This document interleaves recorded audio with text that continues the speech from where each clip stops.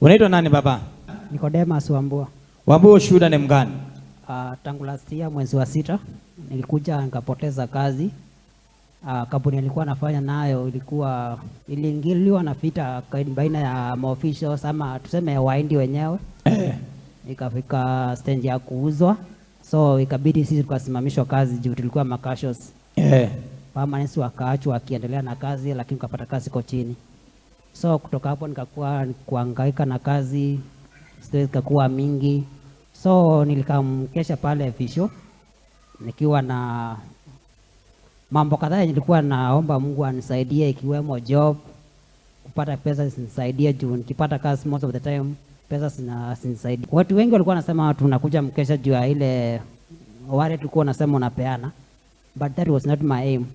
Aim yangu ilikuwa nikuja pale nipate baraka zako, uniombee ndoe zile shida niko nazo kwako mbele za Mwenyezi Mungu anisaidie nipate kazi.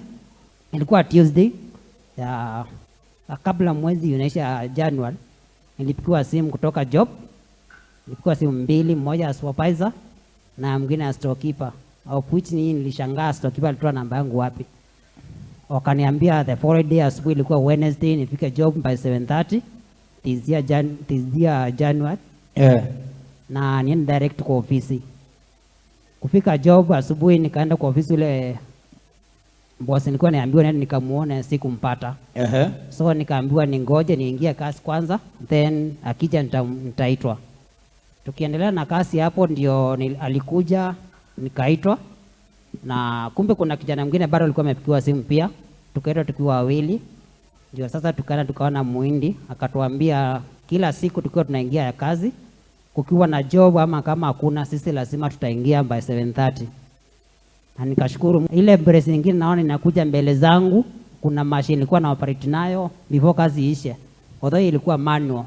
Sasa hivi wameleta nyingine automatic ambayo inataka mtu ambaye maybe ameisomea, lakini but mimi nikachanguliwa nikaambiwa nitatrainiwa kufanya hiyo machine. Ni mimi nitakuwa naandiwa hapa hiyo machine nitakuwa nafanya nayo. Amen. Ndio ni machine ya growing tunafanyanga na kutengeneza boxes. So baada ya maombi ulipata kazi? Nilipata kazi na nashukuru sana kwa hiyo maombi yako. Shuhuda yako ndio nguvu ya ministry hii.